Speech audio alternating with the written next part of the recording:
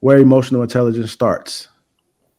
Reason people are jumping into relationships with strangers is because they're strangers to themselves. Come on. When we have a conversation about emotional intelligence, it always and almost immediately gets steered into romantic relationship. Emotional intelligence, before it's for anyone else, is for self. For self. If you are thorough with how you know you and how you operate, then you start to understand how you relate to other people, things, and places around you. Even before y'all get intimate, you understand how much space you take up. You know what I'm saying? And when you understand how much space you take up, you don't go anywhere that you don't think you could fit. You know your measurements. You feel me? Facts. People don't know how much space they take up, big or small. I'm not saying it's any type of appropriate space. So you get into this relationship with this person and you don't even know your own seasons, let alone that other person's. So you start thinking changed or that they done did this when you don't know that it's you that's shifting the entire time. Yeah. It's been you, and it's not a bad thing. It's that you just haven't tracked the patterns in your life, because we all have them. And until you know your patterns and your seasons, bruh, there is no way for you to start tricking your mind and hacking your, you know what I'm saying? You have to have some type of self, like,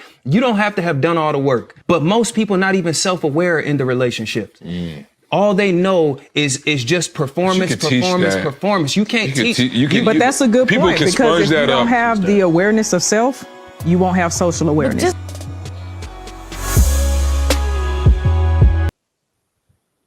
All right, let's go ahead and dive into where emotional intelligence starts.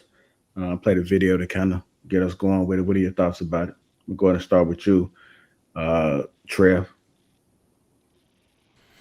Yeah, I think he made some solid points in this particular situation. To me, it's pretty much a frame of mind, right? You do become self-aware. You learn yourself, and you have to come to an understanding about yourself, and it's going to be universal. So it'll help you in the workplace, right? You'll understand people. You'll learn how to negotiate, right? You'll understand the hierarchy. You'll understand different personalities. It'll work in your family life just the same. And it's going to translate into a relationship.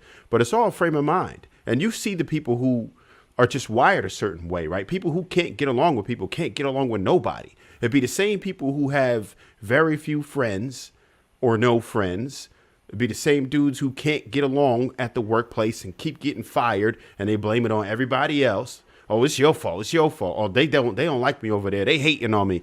And you'd be like, well, damn, you don't know how to deal with people, right? And that's the interpretation that I get from it when I think of emotional intelligence, right? Because regardless whether you're in a relationship or not, you're still dealing with emotions. You're going to have to know how you receive things, how this person receives things. So you have to have just a general understanding of people, and it's going to help you in every aspect of your life or hurt you in every aspect of your life. But it's something that you have to at least try to master and continue to work on, because you're going to always continue to grow, right?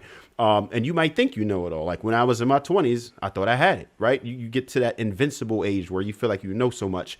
But then by the time you get to 30, you be like, damn, I didn't know nothing when I was 20. You get to 40, you're like, damn, I still ain't know shit when I was 30, right? So, and I'm probably going to feel like that again if I'm fortunate enough to get to 50. Where I'm like, damn. So it has to be something where you just recognize it requires a level of humility for you to understand that you don't understand enough for you to be able to want to grow in the first place. I'll leave it there for now. So, Trev, would you consider yourself being self-aware? For the most part, definitely not perfect, but I'm pretty analytical just by nature. I feel like I'm a problem solver by nature, and it's something that I work on, right? There's definitely some work to be done, but for the most part, I don't have many problems with people. I don't have a lot of beefs with people. And, you know, I'm comfortable with myself. I know where it is that I need to improve, and I strive to do it. So I'd say so for the most part. I got another follow-up question. When you're in situations, do you look for right and wrong? Like, is that a such thing to you? Yeah.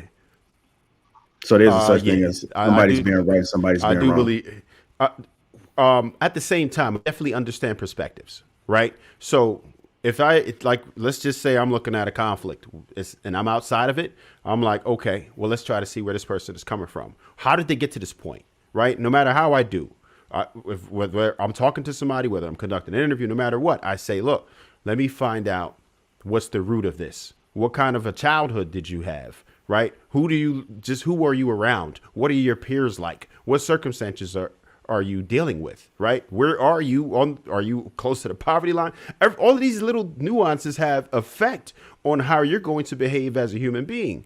So all of that is important, but you have to be self-aware and you have to want to learn about it. Okay. I'm pretty sure I have some more questions. I'm gonna go to you, Hank. What are your thoughts about it? I'm down.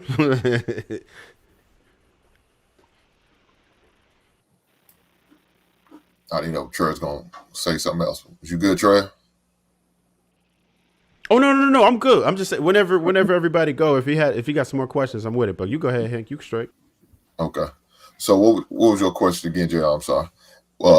Where's Where emotional intelligence starts, and we had a little bit of the video to give us a little bit of context. The follow-up question I just had for him was he self-aware, and how did he know? My next follow-up question was going to be, how does he know he's self-aware? But he said he's pretty honest and said that for the most part, but he's not perfect. So where emotional intelligence happened for me was just really paying attention to my uncle in his barbershop and watch how everything went down. I used to, my uncle used to, when my dad, when my parents got divorced, he told me to start coming over to the barbershop because he knew, I was starting to turn a different direction because of my behavior, how I was taking things. And I'm sure my mom called him and let him know, his grades started slipping school, his attitude started to be bad. So, he allowed me to come over there to the barbershop and sweep, usually about 3 to 4 days a week, especially on weekends and usually 2 days during the week. And I would just sit back and just watch and pay attention. And, when you go to a barbershop, you're going to have all type of things come to, all type of attitudes, personalities, and everything. Sweeney, I'm sure you know this, to the point where you're going to have some conflicts, either with customers or maybe even amongst the barbers.